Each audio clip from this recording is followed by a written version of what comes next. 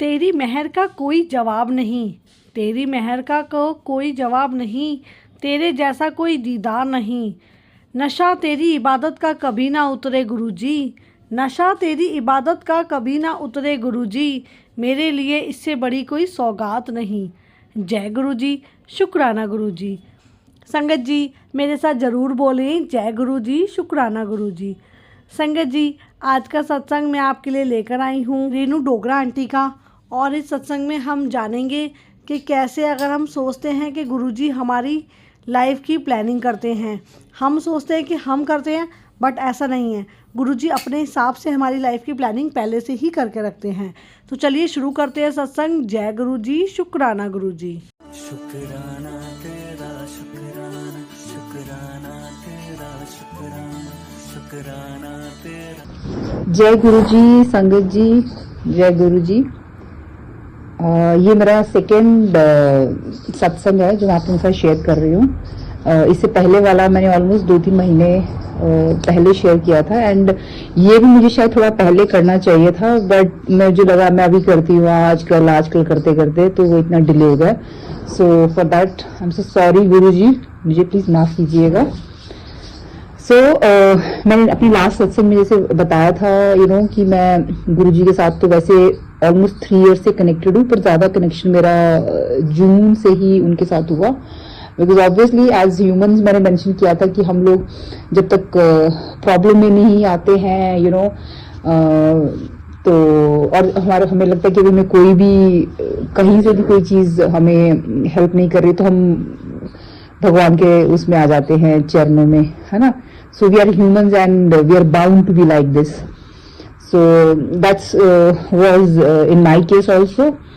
But जब मैंने बताया था कि I was in acute depression and anxiety and depression and stress, तो मैंने जब दवाइयां खानी शुरू की तो मैंने गुरुजी के आगे बहुत तकलीफ में यही बोला कि आप तो ठीक जो बीमार लोग होते हैं आप उनको ठीक कर देते हो। So touch wood, by the grace of God, like I'm 40 and I'm without any health issues, मेरे को कोई भी health issues नहीं है।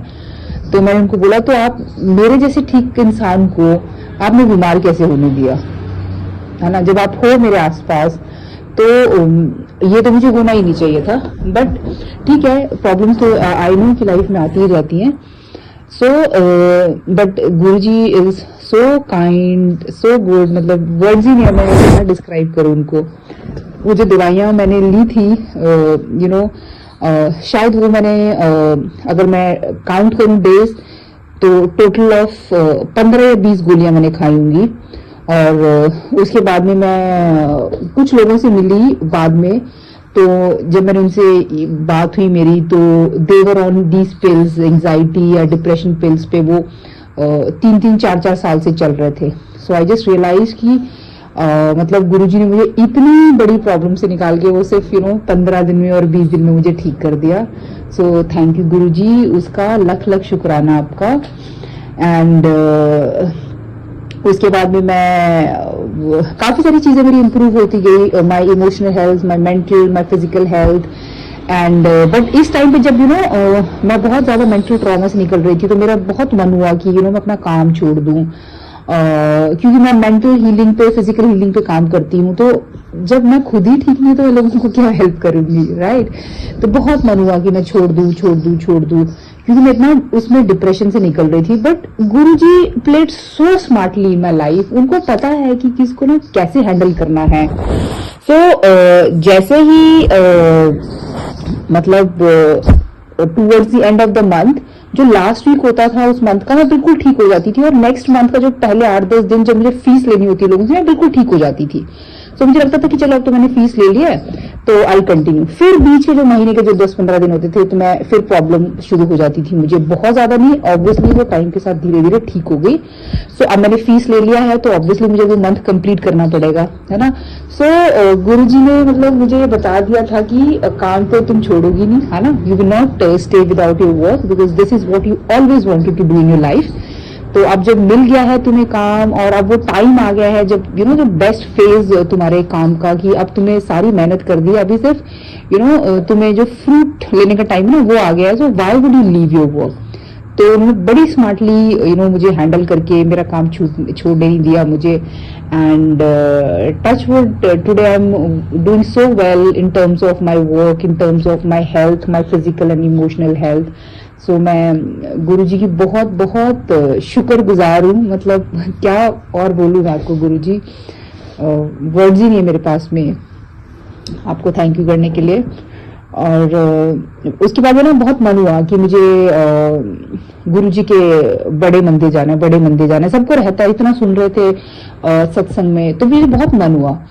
तो बट मुझे प्रॉब्लम था कि दिल्ली में ना मेरे पास कोई भी नहीं है जहां पे मैं जाऊं, मैं रहूं, क्योंकि अगर आप शाम को जा रहे हो उधर गुरुजी के मंदिर, तो आपको वहां पे कोई चाहिए जो आपको वहां तक ले जाए, साथ में आपकी कोई कंपनी हो और वहां पे आप रुक सको रात को, and next day you could come back. But I had no one there, मतलब जिसके पास मैं रुक सकूं। तो बार बार मेरे मन में हो रहा था कि पर मैं कैसे जाऊंगी अगर मैं जाती हूँ Delhi, so how will I manage. But see again Guruji always have better plans for अस।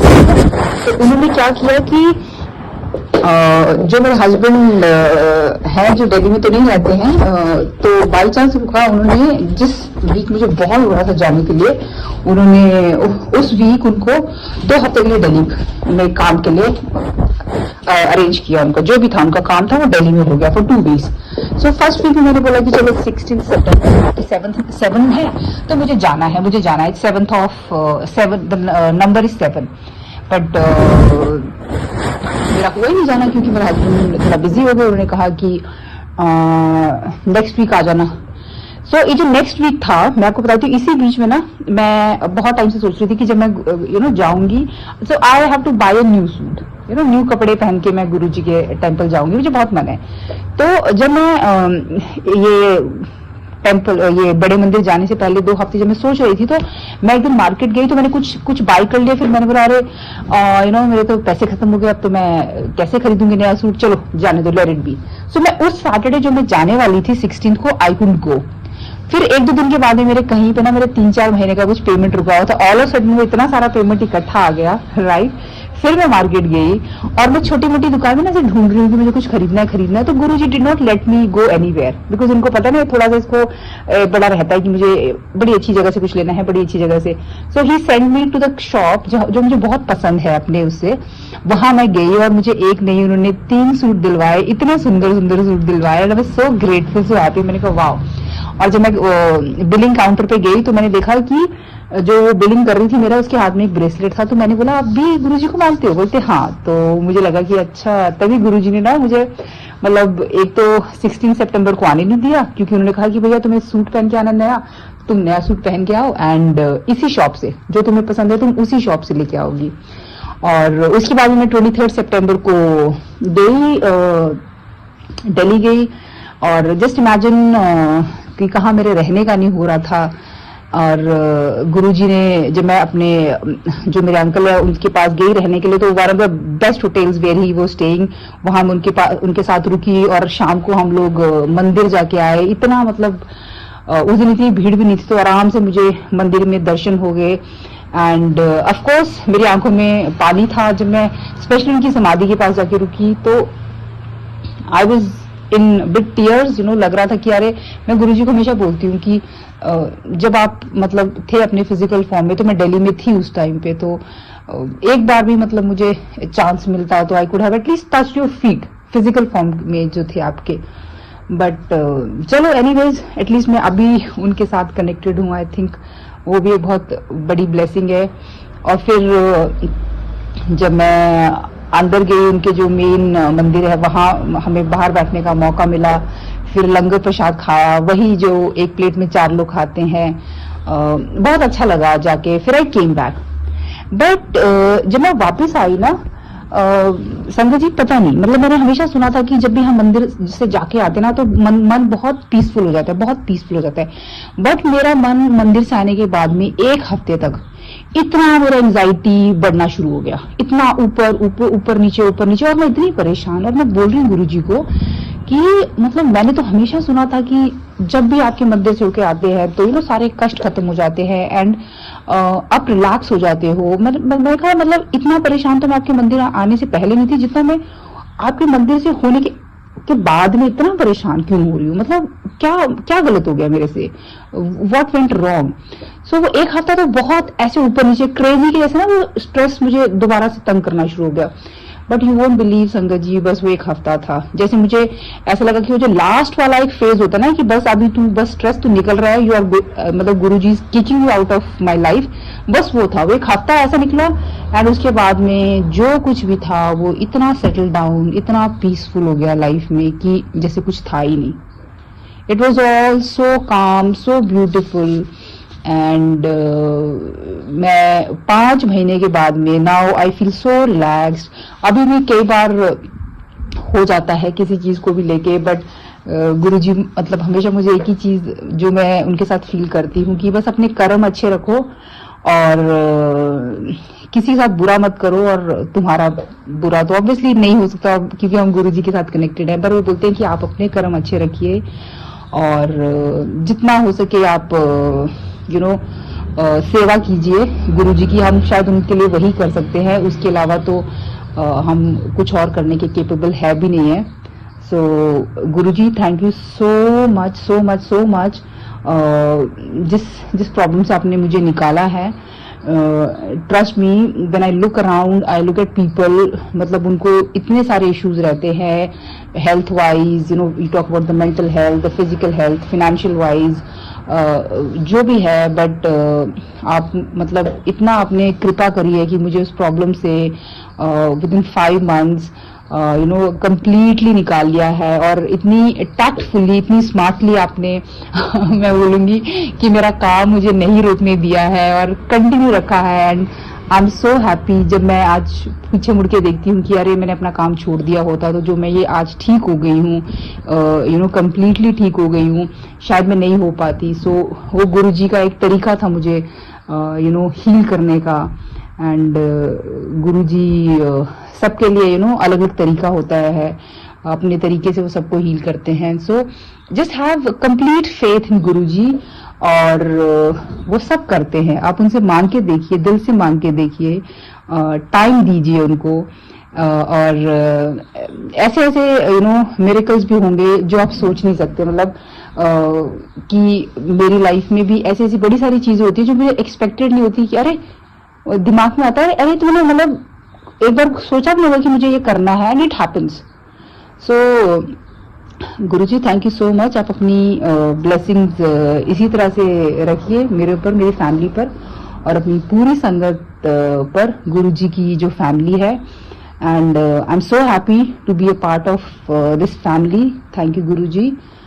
शुक्राना गुरुजी, आपका लख लख बार शुक्राना। और कुछ भी मैंने गलत बोल दिया बिकॉज मैं इतनी एक्साइटेड थी सत्संग बोलने के लिए, तो प्लीज अगर मैंने कुछ गलत बोल दिया हो संगत जी एंड गुरुजी प्लीज मुझे माफ कीजिएगा।